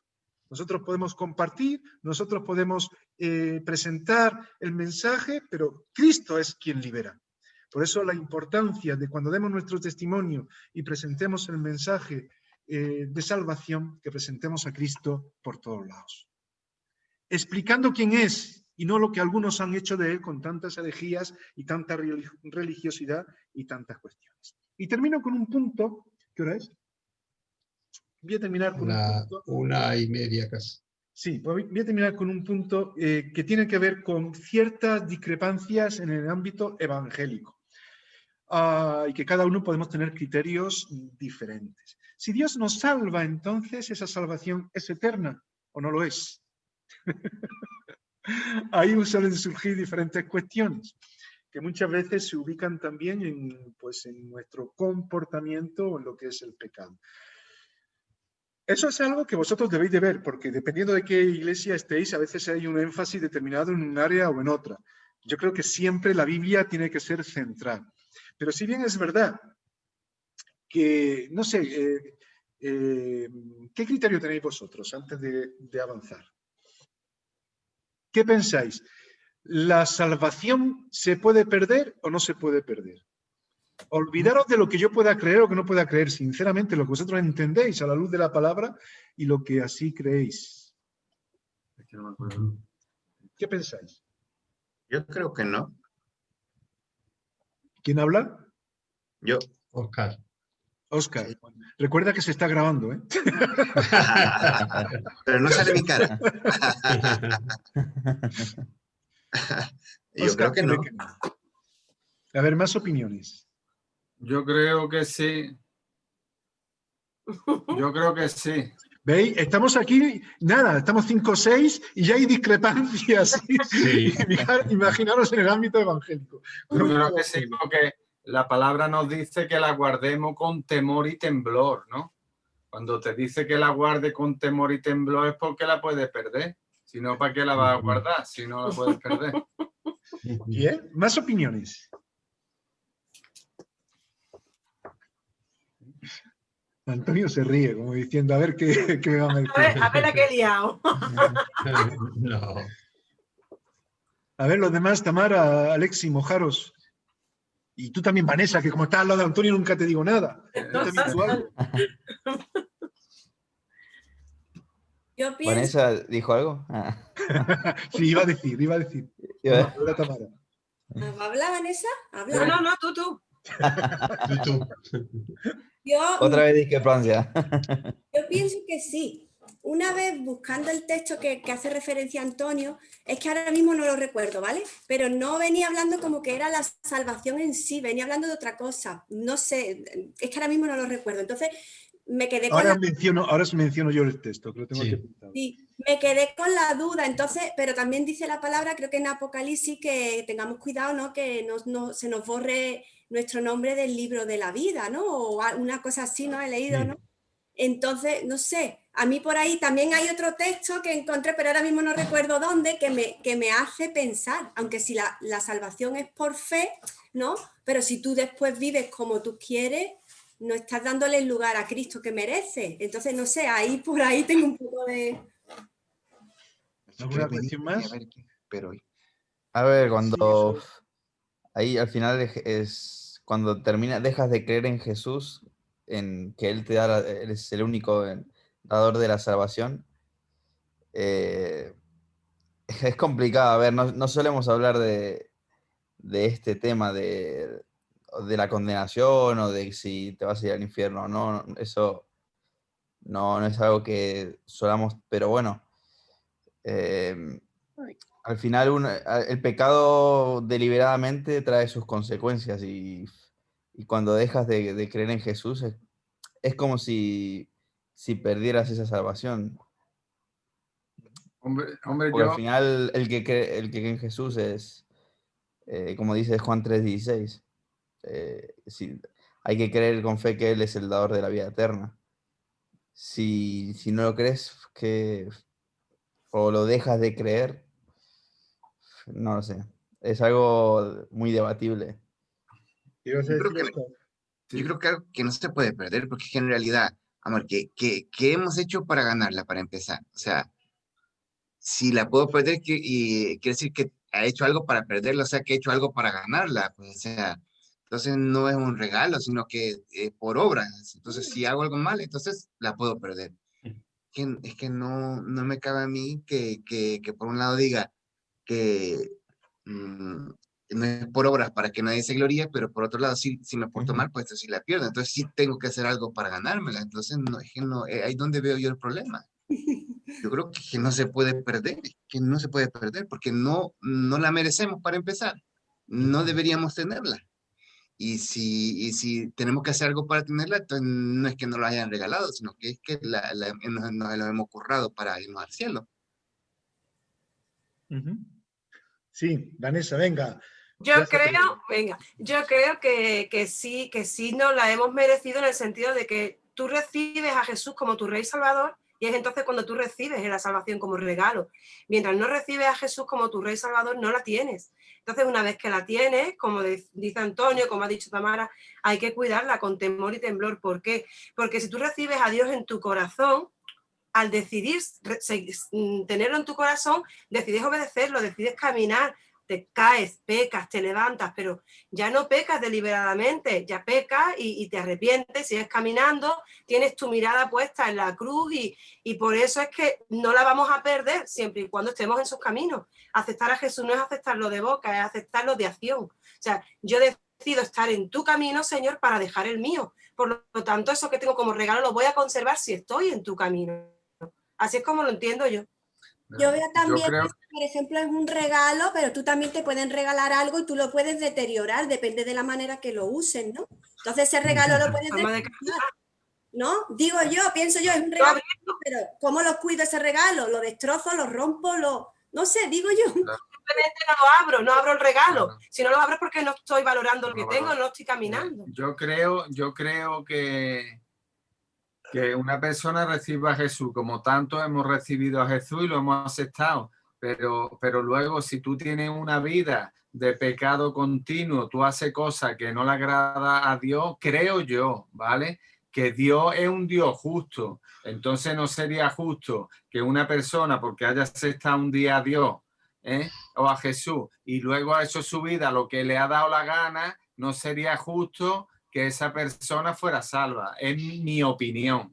Pero es que también la Biblia no habla de aceptar a Jesús, acepto a Jesús y hago una oración y soy salvo. La Biblia habla de arrepentimiento del pecado, de arrepentimiento, de arrepentirnos. Claro, un cambio de vida.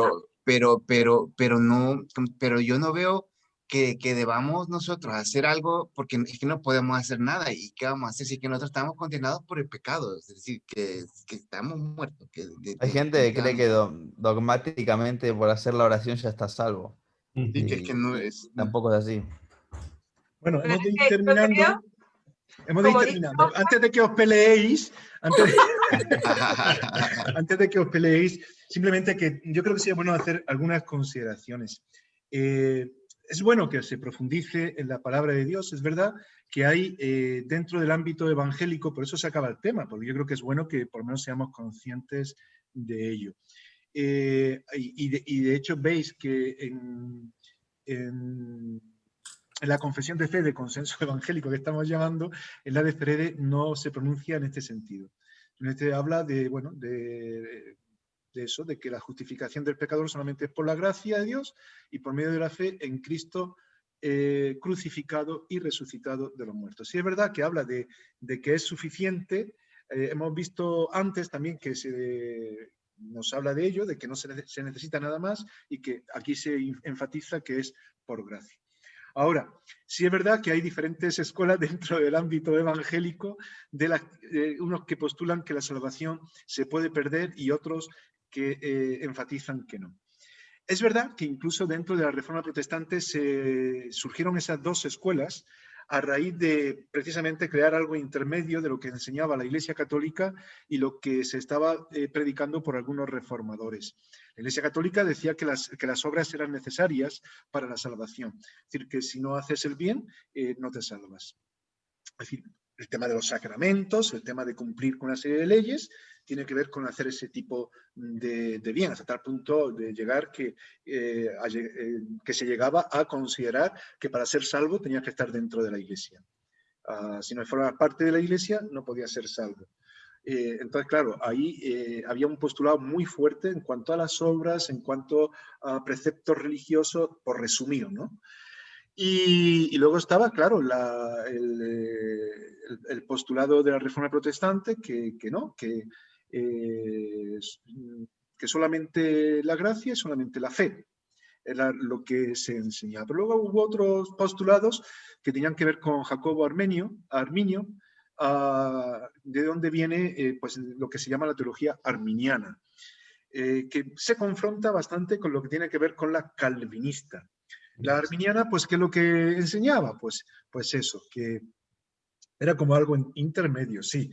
Es por gracia y es mediante la fe, pero tiene que estar sustentado por buenas obras, en el sentido de no hacer aquello que era incorrecto, contrario a lo que Dios quería. Y ahí, al final, hay incluso varios niveles. Y en realidad ese postulado estaba muy confrontado con lo que tenía que ver con John Juan Calvino, que llegaba a otra cuestión que tenía que ver con la predestinación, que prácticamente el hombre no podía decidir por sí mismo, sino que ya y ahí hay también diferentes niveles, que no vamos a entrar ahora, de tipos de predestinación.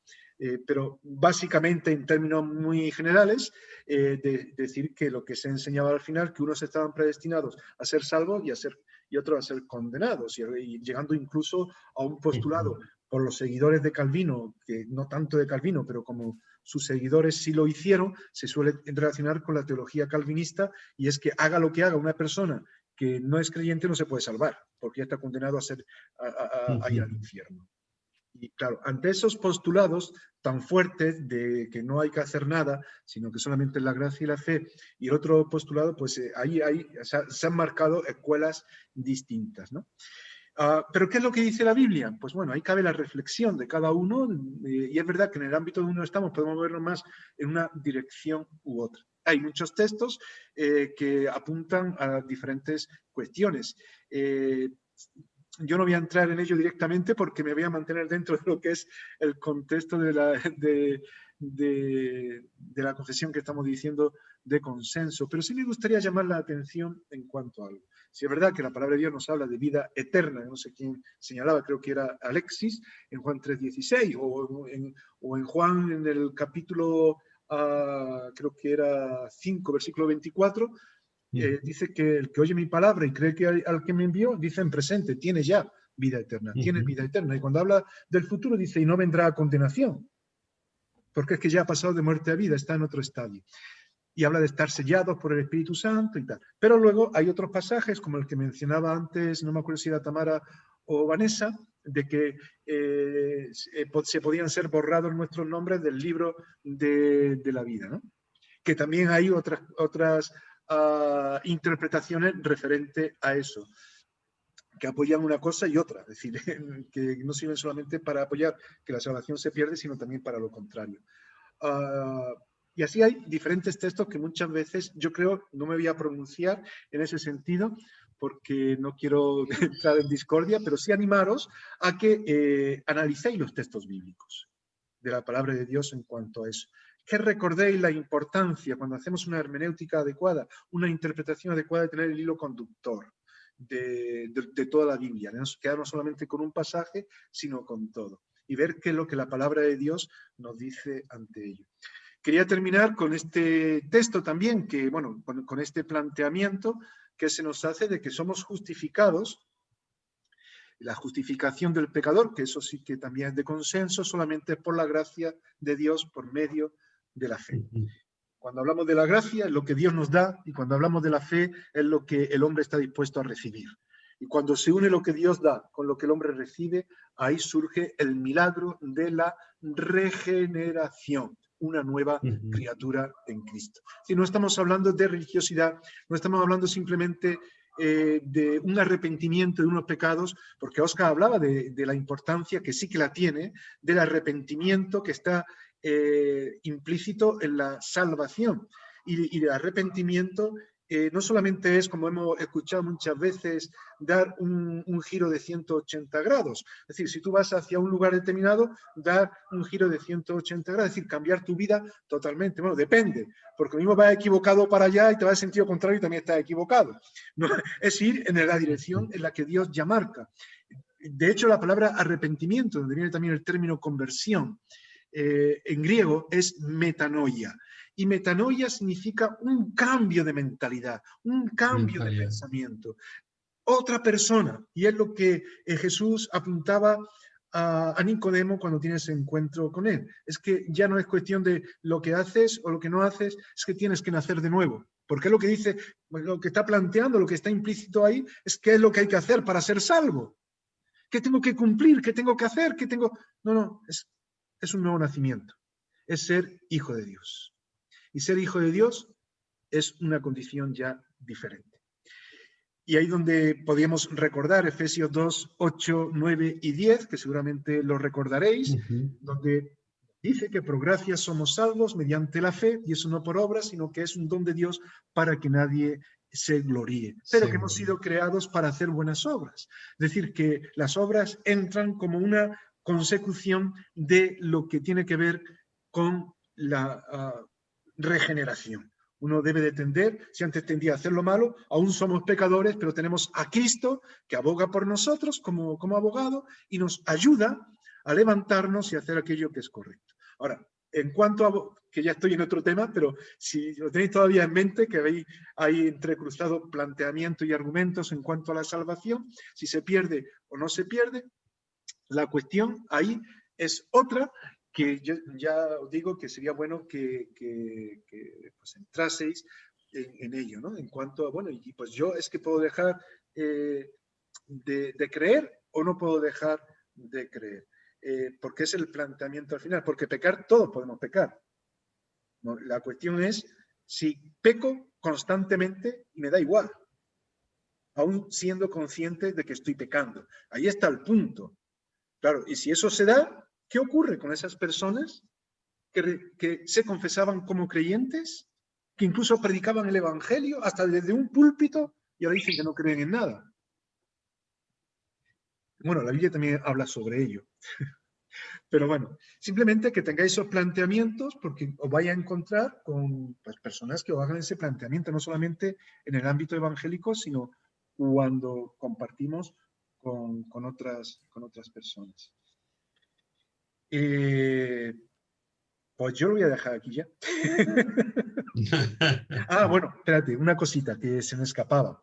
Sí es verdad que Filipenses, en el capítulo 2, por decir algo de consenso, y muy bíblico además, que habéis mencionado en parte, dice, así que mis queridos hermanos, estoy en Filipenses 2, 12 al 16, como habéis obedecido siempre, no solo en mi presencia, sino mucho más ahora en mi ausencia, llevad a cabo vuestra salvación con temor y temblor. Bueno, no dice que la guardemos, sino que la cuidemos, que la llevemos a cabo, que tratemos nuestra salvación con temor y temblor. Porque el concepto de guardar es otra cosa que apuntaba, creo, Antonio, porque lo de guardar la salvación es algo del Espíritu Santo, que somos sellados por él. Pero eso es otra cuestión, es decir, eso es otra cuestión, que no tiene que ver tampoco con el hecho de si la salvación se pierde o no se pierde. Pero a mí me parece muy interesante lo que tiene que ver con este texto, que yo creo que todos estamos de acuerdo, que hemos de cuidar, pues no solo es mi presencia, sino mucho más ahora mi ausencia, llevar a cabo vuestra salvación con temor y temblor. Pues Dios es el que produce en vosotros tanto el querer como el hacer por su buena voluntad. Hacerlo todo sin queja ni contiendas para que sean intachables, puros, y empieza a hablar un poco de la importancia de esa santidad que veremos el próximo día. Sí, a lo mejor uno considera que la salvación se pierde, otro considera que la salvación no se pierde. Para mí lo importante en definitiva es que Dios te ha salvado. Y si de verdad eres salvo, pues bueno, si tú dices que se pierde y el otro dice que no se pierde, pues en definitiva lo importante es cuidar nuestra salvación, vivir acorde a lo que Dios quiere, dándole mucha importancia a lo que Dios nos ha dado y cuidarlo con temor y temblor, que dice la Escritura. Quien juzga es Dios, volvemos a lo mismo. No debemos de ser nosotros, no debemos de ser nosotros. El planteamiento bíblico está ahí y, como digo, os animo a que pues entréis en ello. Yo tengo muchos hermanos en Cristo con los cuales además tengo una amistad y algunos creen que la salvación se pierde y otros que no. Y eso no me crea enemistad con ellos. Lo digo porque muchas veces estas cuestiones nos pueden llevar a divisiones y tal. Yo creo que es muy importante que nos respetemos. Es decir, yo a título personal, cuando viene alguien, algún amigo y tal, mira, pues yo creo esto, por esto, y me defino, y le digo, y le argumento, y le hago ver. Si tú estás en el criterio y no ves lo que yo digo a la luz de la palabra, yo no te puedo imponer nada. Igual que tú tampoco a mí. Te respeto, te quiero y te amo en el Señor. Pero este es mi planteamiento. ¿Vale? Y yo creo que como hijos de Dios debemos de tener un comportamiento similar. Que yo creo que eso es importante. Así que, aunque podamos debatir sobre un tema, que eso no nos cause división. Y que busquemos, yo creo que también es importante siempre estar abiertos a lo que dice la palabra de Dios. Claro, cuando damos, por ejemplo, si doy clases en un ámbito determinado, yo enseño una cosa. Cuando es algo plural, desde la pluralidad del pueblo evangélico, no me quiero meter, no quiero irme del margen del consenso. E invito a que cada uno reflexione sobre el tema. ¿Vale? Pues nada, pues aquí quedamos. No vamos a coger más. Yo creo que también no sé si hay algún planteamiento más, alguna duda más sobre este tema que aparentemente es muy conocido por todos, la salvación, la soteriología, con lo que implica lo que es el pecado, la redención. Bueno, normalmente, como decía, la jamartiología se trata, aparte de lo que es el tema de la salvación en teología, pero lo hemos metido también para enlazarlo, ya que no nos da tiempo de verlo todo. Y nada, ¿Alguna cosa que se os queda en el tintero que queréis que veamos? ¿No? ¿Todo claro o nada claro? No, hombre, la verdad que no, nada claro porque no te has mojado, ¿eh? No te has mojado. Aquí creo yo que estamos en cosas de la palabra que yo todavía no la entiendo, no sé si son de una manera u otra. Es que yo no debo. A ver, es que, mira, dentro del ámbito, yo soy bautista, ¿no? Yo soy evangélico y yo creo lo que la palabra de Dios enseña. Y si hay algunas cuestiones en el ámbito de la denominación de la familia de la fe bautista que no estoy de acuerdo, lo digo y punto. Es decir, que no tenemos que encorsetarnos a nombres. Es verdad que hay una historia, que hay unos principios, porque muchas veces uno está en una iglesia o en otra porque se identifica más con unos criterios que con otros. Y es así.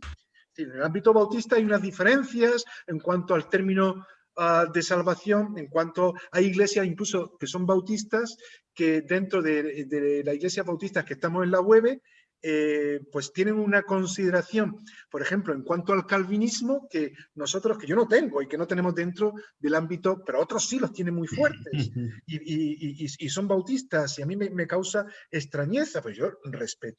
Normalmente las iglesias bautistas creemos o creen que la salvación no se pierde, una serie de cuestiones. Y en el ámbito, sobre todo, en teología más arminiana, que suele darse más en iglesias pentecostales, se cree que puede darse en esas condiciones que algunos habéis mencionado. Hay otras iglesias que de ámbito reformado, que incluso que están dentro del pueblo evangélico, que están muy cercanos a lo que es el pecado original y que, en fin, conlleva otras cuestiones que tienen que ver con el bautismo de niños y con otras. Pero claro, por eso yo digo, me mantengo en lo que es el consenso evangélico, pero está bien que sepamos que hay, es decir, eso no lo podemos ocultar. Hay diferentes postulados en las distintas denominaciones que formamos el pueblo de Dios, ¿vale? Y eso es una realidad que no podemos ocultar y que es bueno.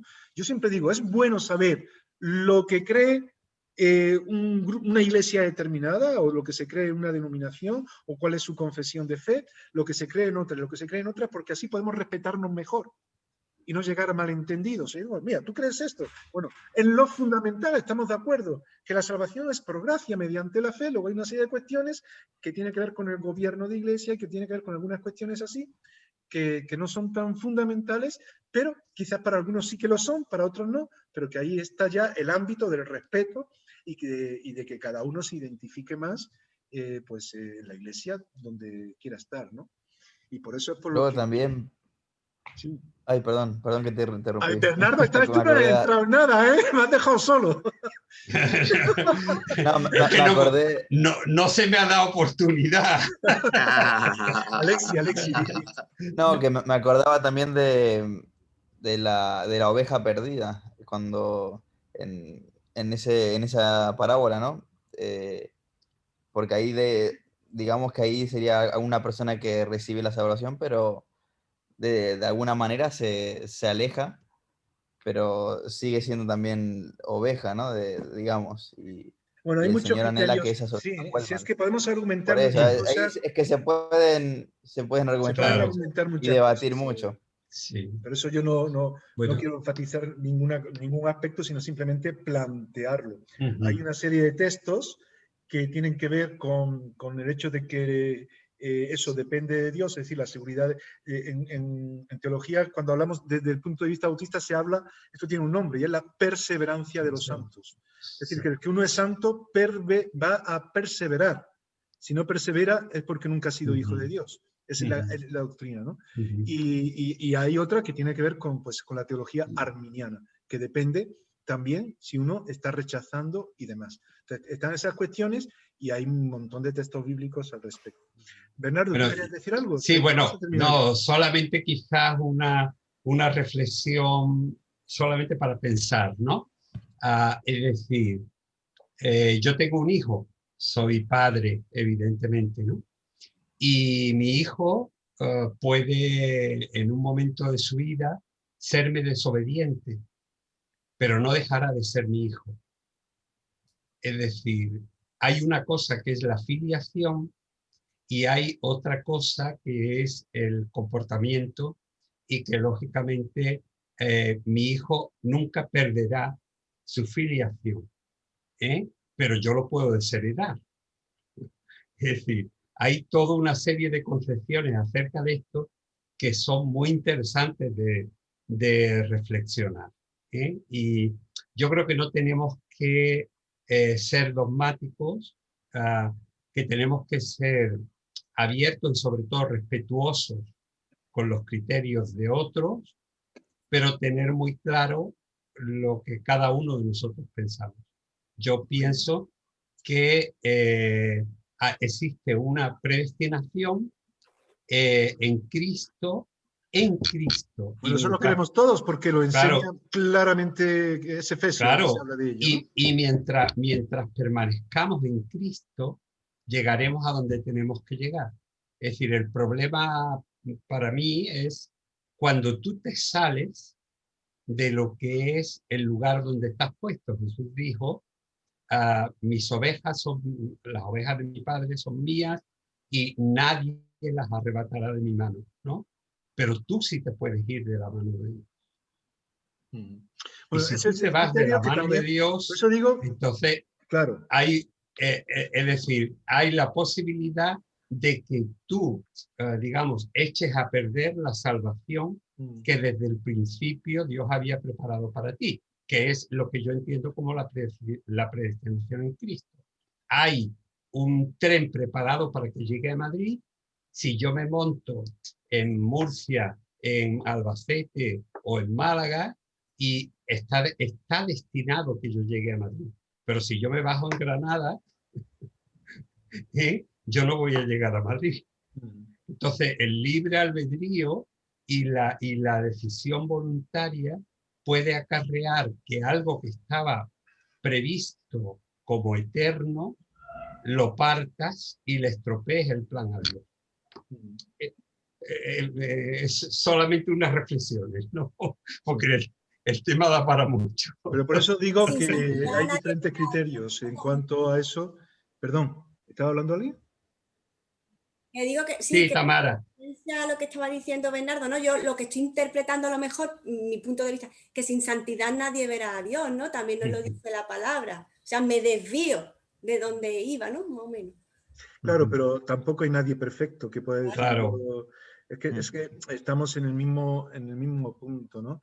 Es el hecho, hay un texto también, creo que es en 1 de Juan, que dice que muchos se irán de vosotros, se bajarán en Granada o en cualquier otro sitio porque nunca fueron de vosotros.